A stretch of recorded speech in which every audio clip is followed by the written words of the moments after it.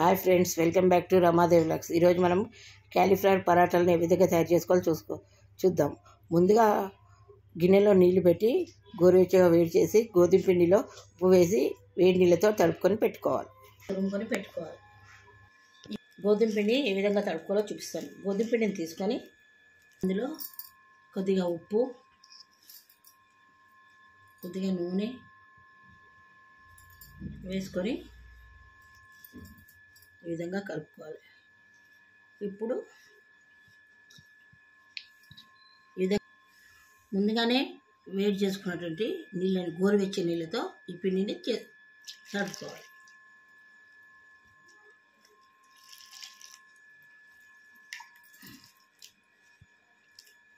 ఎట్లా కలుపుకోవాలి? ఈ విధంగా మనం చపాతీ పిండిలాగా కలుపుకోవాలి, కానీ గోరువెచ్చే నీళ్ళు పోయాలి. మర్దన చేయాలి. ఎంత మర్దన చేస్తే అంత మంచిది. ఈ విధంగా గిన్నె వదిలేసి ఈ విధంగా చేయాలి. ఇప్పుడు ఈ పిండిని పచ్చి బట్టతో 10 నిమిషాలు కప్పి పెట్టాలి. ఇది తప్పకుండా చేయాలి. ఏమవుతుంది? నాని మంచిగా వస్తుంది. ఇప్పుడు స్టఫింగ్ కోసమని గోబీని సన్నగా తరుక్కొని అందులో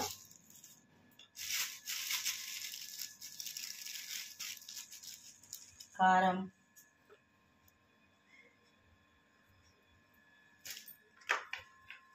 తగినంత ఉప్పు,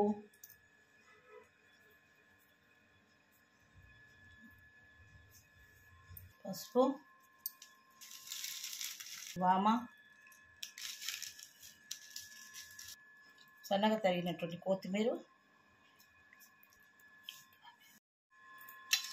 సన్నగా తరిగినటువంటి వెల్లుల్లిపాయలు, గరం మసాలా, నిమ్మరసం,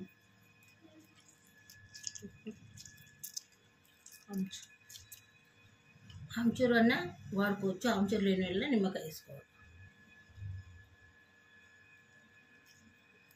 ఇప్పుడు ఈ మిశ్రాన్ని బాగా కలుపుకోవాలి.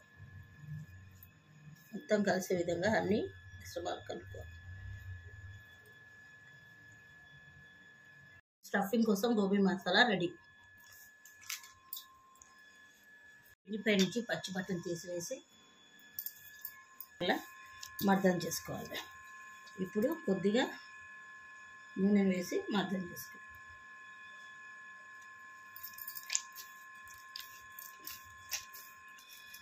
ఈ విధంగా చేసి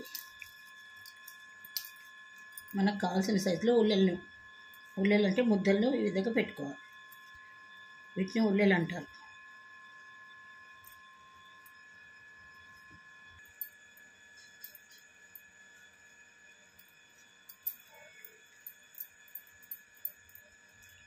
ఇప్పుడు ఈ ఉండల్ని ఈ విధంగా ఒత్తుకోవాలి.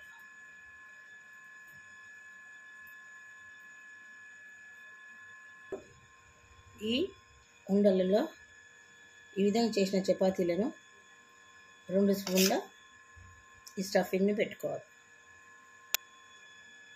ఈ విధంగా లోపలికి అనుకుంటూ ఈ స్టఫింగ్ని లోపలికి అనుకుంటూ ఈ ముద్దను మూసివేయాలి.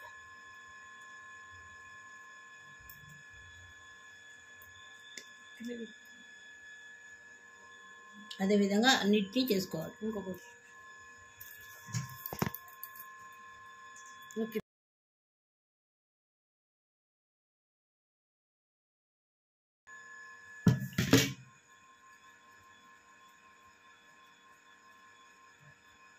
ఈ విధంగా గుంతలాగా చేసుకోవాలి. ఈ గుంతలాగా చేసుకున్న వాటిలో 2 స్పూన్ల స్టఫింగ్ను పెట్టుకోవాలి.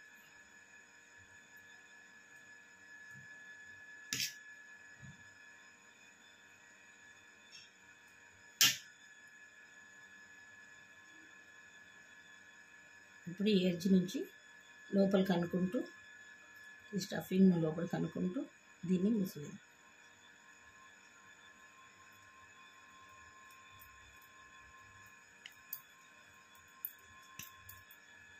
ఇదే విధంగా అన్నిటినీ చేసుకోవాలి. చేసినటువంటి చపాతీ ముద్దల్ని పిండిలో అద్ది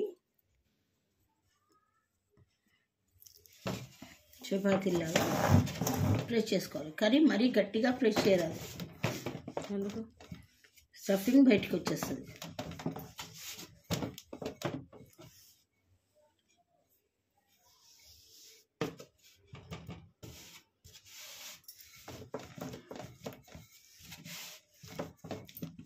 చేసుకోవడం రాని వాళ్ళు ఈజీ మెథడ్ చూపిస్తాను. ఈ విధంగా పిండిని తీసుకొని ఈ విధంగా చేసుకోవాలి.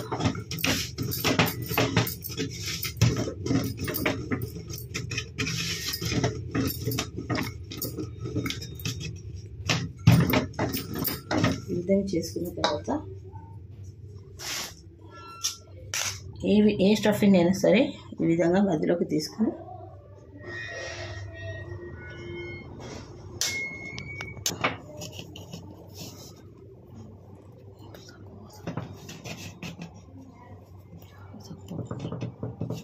విధంగా ఫోల్డ్ చేసుకోవాలి.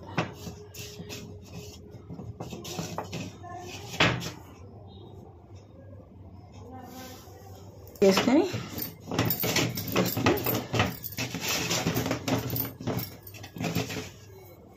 ఈ విధంగా పరాటాలుగా చేసుకోవాలి. ఇతో కానీ బటర్తో కానీ నూనెతో కానీ కాల్చుకోవాలి. ఇది చేసుకోవాలి. ఇప్పుడు దీన్ని పెనాన్ని స్టవ్ పై పెట్టి వేడి చేసుకోవాలి. ఈ పెనం వేడెక్కిన తర్వాత ఈ పరాటాను దీనిపైన వేసుకోవాలి. వేసుకొని ముందుగా 2 వైపులా కాల్చుకోవాలి. చాలా టైప్స్ పరోటాస్ ఉంటాయి, ఎన్నో రకాల పరోటాస్ ఉంటాయి. ఇవి ముందు వీడియోలో చూపిస్తాను. ఈ పరాటాను మనము నెయ్యితో కానీ బటర్తో కానీ నూనెతో కానీ కాల్చుకోవచ్చు. ఈ పరాటాను మనం పెరుగుతో కానీ మామిడికాయ పచ్చడి ఆవకాయతో కానీ తినవచ్చు. 2 కలుపుకొని తిన్నా బాగుంటుంది. కూరలతో వేరే దాంతో బాగుండదు. వీటి కాంబినేషన్ అదే. ప్లెయిన్గా తిన్నా బాగుంటుంది. పిల్లలు కూడా ఎంతో ఇష్టపడతారు. గోబీ తినలేని వాళ్ళు ఈ విధంగా చేసి పెడితే ఎంతో ఇష్టంగా తింటారు. ఇప్పుడు పరాటాను నెయ్యితో కాలుస్తున్నాను.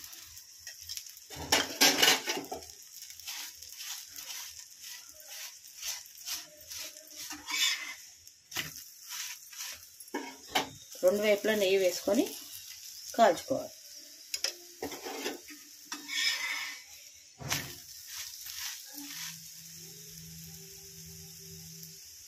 ఇట్లా మంచిగా మార్చుకోవాలి. ఈ విధంగా 2 వైపులా మంచిగా కాల్చుకోవాలి. Paratha ready. Cauliflower paratha ready.